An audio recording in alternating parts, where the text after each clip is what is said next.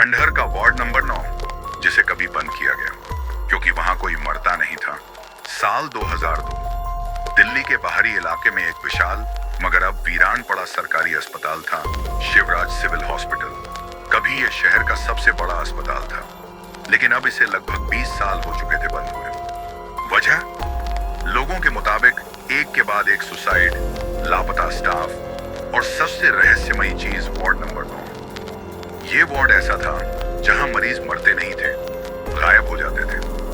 कहते हैं कि जब कोई मरीज उस वार्ड में भर्ती होता तो उसकी हालत जितनी भी गंभीर हो वह ठीक होने लगता, लेकिन फिर एक रात वह बिस्तर से गायब हो जाता। दरवाजे बंद, सीसीटीवी बंद, मगर इंसान, चादर और सारी फाइलें हवा में घुल जाती थी। इसलिए आखिरकार 1983 में अस्पताल बंद कर दिया गया। सरकार ने रिपोर्ट में लिखा, संरचनात्मक समस्याएं, मगर असल में जो सच था वो सिर्फ कुछ चुनिंदा डॉक्टर और नर्सें जानती थी। अब कहानी शुरू होती है नैना शर्मा से, एक 29 साल की रिसर्चर जो अमेरिका से भारत लौटी थी।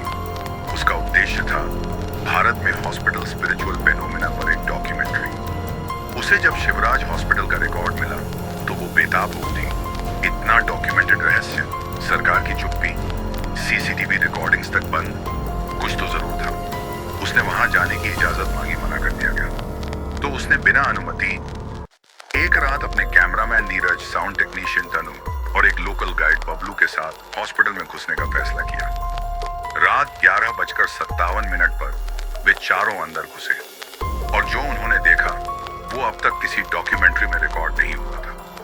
हॉस्पिटल में घुसते ही एक सन्नाटा, ऐसा गूंजता सन्नाटा जो कानों में चीख जैसा लगता था। दीवारें छिली हुई, पेंट उखड़ा हुआ, कुछ जगहों पर जैसे नाखूनों से खरोंचा गया हो। नीरज ने मजाक में कहा, अरे भूत वूत कुछ नहीं होता, ये सब तो वायरल कंटेंट है।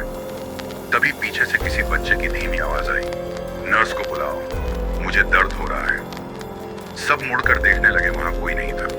बबलू कांपने लगा, मैडम ये जगह ठीक नहीं है, कई लोग यहाँ से लौटे नहीं। मगर नैना ने कहा, अगर डर गए तो दुनिया कैसे मानेगी कि हम सच्चाई से नहीं भागते। उन्होंने कैमरे ऑन किए और चल पड़े वार्ड नंबर 9 की ओर। वार्ड 9 का दरवाजा लोहे का था, जंग लगा हुआ, मगर थोड़ा खुला। जैसे ही उन्होंने दरवाजा खोला, एक अजीब सी ठंडी हवा अंदर से निकली। ऐसा लगा जैसे किसी फ्रीजर से नहीं, कब्र से हवा आई हो। वार्ड में हर बेड पर चादर बिछी थी एकदम करीने से, मगर कोई नहीं था। नैना ने पूछा, इतने सालों से बंद है, फिर ये चादरें साफ कैसे हैं? तभी तनु को कुछ दिखा, एक बेड के नीचे से कोई छाया सरक रही थी और फिर बेड पर एक इंसानी हाथ उभरा, पतला, पीलापन लिए और जैसे मांस झूल रहा हो। उससे पहले कि कोई कुछ समझे, कैमरे की स्क्रीन काली हो गई। नीरज बोला, बैटरी गई? नैना ने जवाब दिया, नहीं, ये कैमरा चार्ज था, शायद कोई इलेक्ट्रोमैग्नेटिक डिस्टर्बेंस। और तभी कमरे की लाइटें फ्लिकर करने लगी, जो जली नहीं थी वो भी टिमटिमाने लगी। और फिर एक भयानक चीख, जैसे किसी औरत की जो पानी में डूब रही हो। बबलू ने कहा, ये वही है, सिस्टर रुक्मिनी, जिसने खुद को यहीं जला लिया था 20 साल पहले। सिस्टर रुक्मिनी एक डेड बॉडी की ऑटोप्सी के दौरान लापता हो गई थी। उसका जला हुआ शव वार्ड 9 के अंदर मिला था और उसके बाद से ही यह वार्ड जिंदा लाशों का घर बन गया था। स्थानीय मान्यता थी रुक्मिणी अब जिंदा नहीं, मगर मरने भी नहीं दी जाती। उसे हर अमावस को एक नई आत्मा की जरूरत होती थी ताकि वो मृत्यु को रोक सके। नैना अब हिम्मत हारने लगी थी। उसने कहा, बस आज के लिए बहुत हो गया। मगर जब वे बाहर निकलने लगे, दरवाजा बंद हो चुका था। लोहे का भारी दरवाजा जो खुद से बंद नहीं हो सकता, अब एक अदृश्य ताकत से जाम हो चुका था।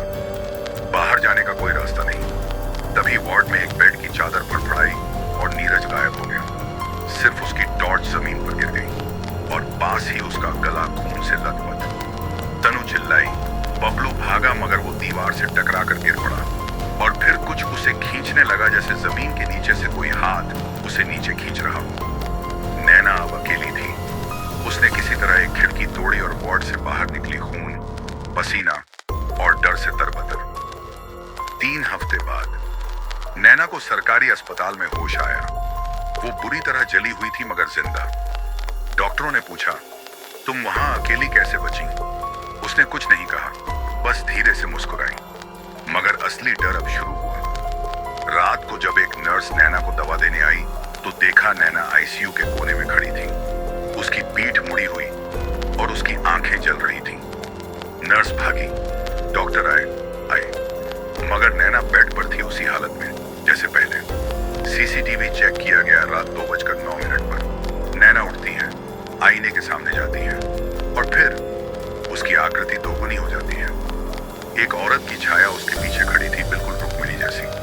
अगले दिन अस्पताल के 5 स्टाफ लापता हो गए। अब कहा जाता है वार्ड नंबर 9 भले ही बंद हो चुका हो, मगर जो उसे देखता है वह खुद वार्ड बन जाता है। नैना अपना अस्पताल में है न शहर में, मगर हर अमावस को कोई न कोई डॉक्टर, नर्स या मरीज गायब हो जाता है और सीसीटीवी में बस एक ही चीज दिखती है, एक औरत जली हुई स्किन, सफेद यूनिफॉर्म और हाथ में एक सिरिंज। नाम लिखा होता है आवर सिस्टर नंबर 9। क्या आप भी कभी वार्ड नंबर 9 के पास से गुजरे हैं? क्या आपको यकीन है कि नैना अकेली लौटी थी? अपनी राय नीचे कमेंट में जरूर बताएं, वरना अगली अमावस को सीसीटीवी में आपकी परछाई दिख सकती है। अंधेरे में ऐसी और कहानियां सुननी है तो चैनल सब्सक्राइब करें और अगली रात का इंतजार करें।